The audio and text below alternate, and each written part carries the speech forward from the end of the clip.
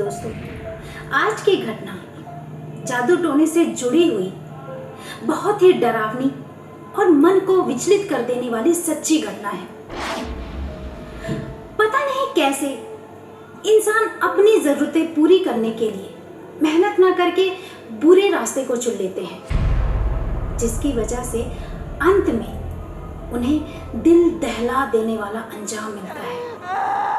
नमस्कार दोस्तों, मैं हूँ रागिनी और अगर आपने अब तक मेरे चैनल को सब्सक्राइब नहीं किया है तो पहले आप मेरे चैनल को सब्सक्राइब कर लें ताकि आप मेरे साथ हमेशा के लिए जुड़े रहें। भगवानपुरा बिहार का एक छोटा सा गांव। आबो हवा खेती के अनुकूल होने के कारण गांव खुशहाली भरा जीवन बिता रहा था। ये घटना है सन 1993 की। सोनू के पिताजी खेती बाड़ी करके घर का खर्चा चला रहे थे। सोनू जवान था, इसलिए उसके पिताजी ने खेती बाड़ी में हाथ बटाने के लिए कहा, लेकिन सोनू कहाँ मानने वाला था। वो तो अपने ही मौज मस्ती और जुआ खेलने में मशगूल था। इन सब गलत आदतों की वजह से सोनू के पिताजी परेशान हो गए थे, इसलिए उन्होंने सोनू को घर से निकाल दिया था। अब सोनू रूपा नाम की कुख्यात लड़की के साथ रहने लगा था। रूपा देखने में खूबसूरत जवान लड़की थी। लड़की सिर्फ नाम की थी, लेकिन लड़कियों जैसे उसमें कोई गुण नहीं था। दिन रात जुआ खेलना, शराब पीना और लड़कों के साथ मौज मस्ती करना, यही उसकी आदतों में शुमार था। सोनू और रूपा की दोस्ती का कारण भी यही था, जुआ और शराब।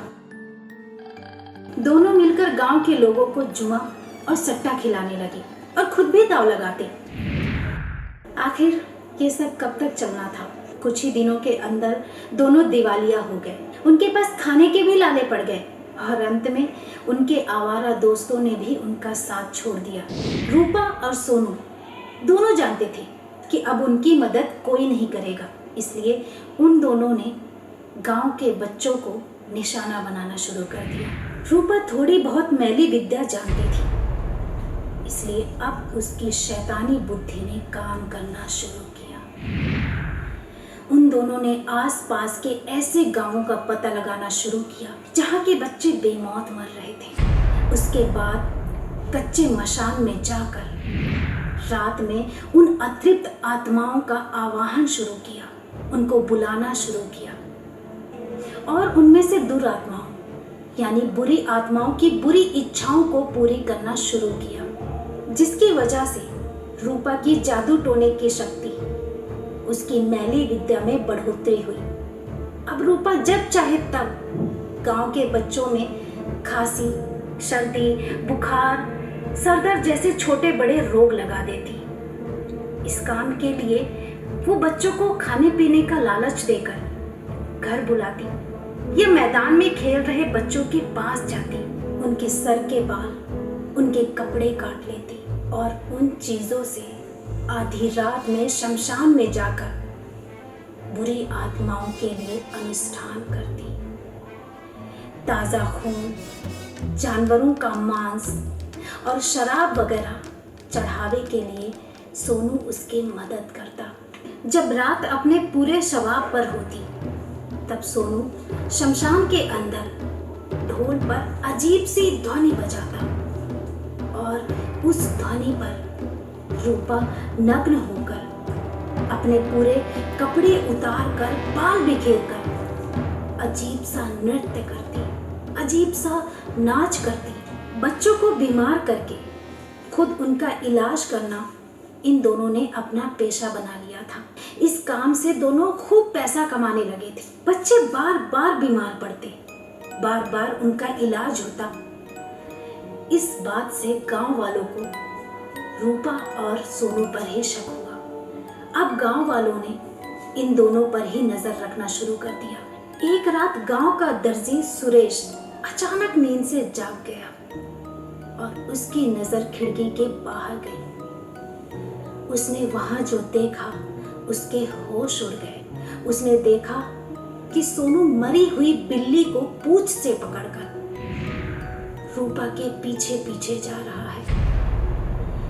ये बात सुरेश को अजीब लगी इसलिए वो बिस्तर से फौरन उठा और चप्पल पहनकर उनके पीछे पीछे जाने लगा। ये रात अमावस की भयानक रात थी। चारों तरफ घना अंधेरा था, चारों तरफ सन्नाटा था। कुत्तों के भौंकने की आवाजें आ रही थी। कुछ दिखाई नहीं दे रहा था, सिर्फ पैरों के चलने की आवाजें आ रही थी। सुरेश को डर लग रहा था, लेकिन फिर भी उन दोनों का सच जानने के लिए वो उनके पीछे पीछे चला जा रहा था। कुछ दूर जाकर उसने जो देखा उसकी रूह कांप गई, क्योंकि वो दोनों शमशान की ओर जा रहे थे। रूपा और सोनू शमशान के अंदर चले गए और सुरेश गेट पर से ही छिपकर देखने लगा। कुछ देर बाद उसने देखा कि सोनू मरी हुई बिल्ली को काटकर उसका खून रूपा के चारों तरफ बिखेरने लगा। उसके बाद ढोल पर अजीब सी ध्वनि बजाने लगा, अजीब सी ध्वनि निकालने लगा और उस ध्वनि पर रूपा पूरे वस्त्र निकालकर नग्न होकर बाल बिखेरकर नाचने लगी।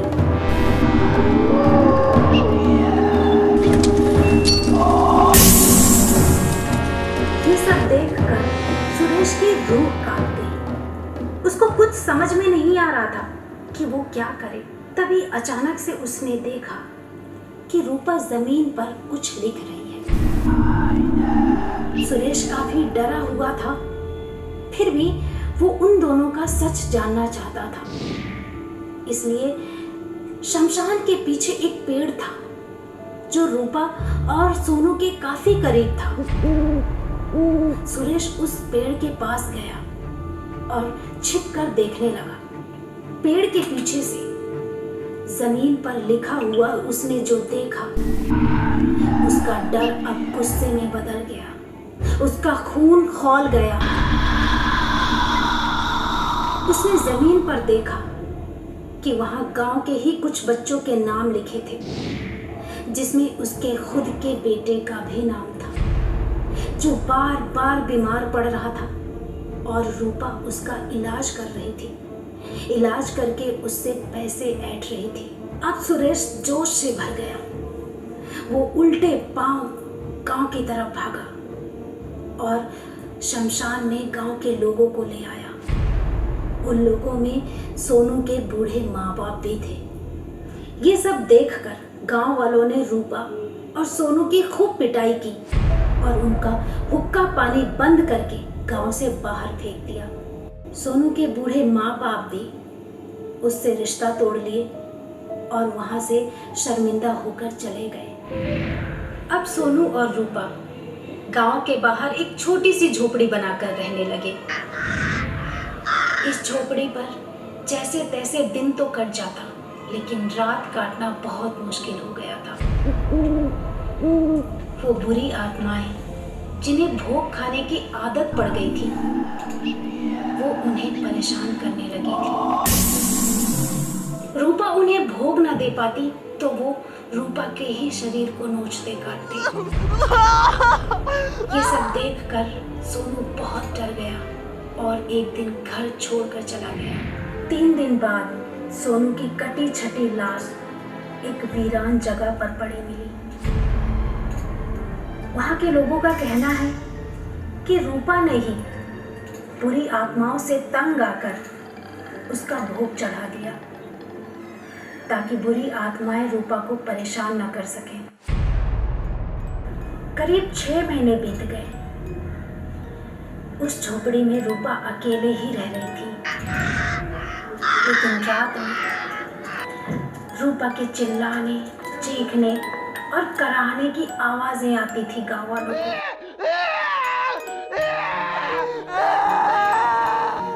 वो आवाजें इतनी दर्दनाक होती थी कि गांव वाले भी डर जाते थे सुनकर। लेकिन उसकी बुरी करतूतों की वजह से उसकी मदद के लिए कोई नहीं जाता था। फिर अचानक से एक दिन उस झोपड़ी से गंदी बदबू आने लगी। गांव वालों ने हिम्मत करके वहां जाकर देखा तो रूपा मरी पड़ी थी। उसका शरीर कटा फटा था, आंखों की पुतलियां गायब थी। गांव वालों में से कोई भी रूपा के शरीर को छूना नहीं चाहता था, इसलिए गांव वालों ने झोपड़ी सहित रूपा का अंतिम संस्कार कर दिया। जहां रूपा की झोपड़ी थी, अब इस जगह पर कुछ नहीं है, लेकिन अब भी इस मनहूस जगह से रातों में चिल्लाने, चीखने और कराहने की आवाजें आती हैं। गांव में बच्चे अब भी बीमार पड़ते हैं, लेकिन गांव वाले अब किसी ओझा या हकीम के पास नहीं जाते।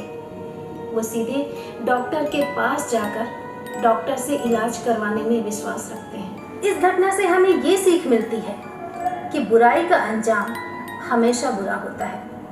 वो कहते हैं ना कि जो जैसा बोता है वैसा ही काटता है। दोस्तों, आपको ये रूपा और सोनू की घटना कैसी लगी? आप मुझे कमेंट करके ज़रूर बताएं। और अगर आपके पास भी ऐसी ही डरावनी, सच्ची और रहस्यमयी घटना है तो आप मेरे साथ कमेंट बॉक्स में शेयर कर सकते हैं। हो सकता है मेरा अगला एपिसोड आपकी घटना पर हो। और दोस्तों, मेरे साथ जुड़े रहने के लिए मेरे चैनल को सब्सक्राइब करें। दोस्तों, अगर आपकी कहानी हमें भेजकर 500 रुपए का प्राइज मनी जीतना चाहते हैं तो आप अपनी कहानी के साथ पेटीएम नंबर मेरे साथ कमेंट बॉक्स में शेयर करें। अगर आपकी कहानी हमें अच्छी लगेगी तो हम आपको देंगे 500 रुपए का प्राइज। आज की कहानी हमें भेजी है राजस्थान जोधपुर से हर्ष चौधरी ने। मैं उन्हें बहुत बहुत मुबारकबाद देती हूँ। दोस्तों, जल्द मिलेंगे नेक्स्ट एपिसोड में एक नई डरावनी और सच्ची घटना के साथ। तब तक के लिए रागिनी की तरफ से आप सबको नमस्कार।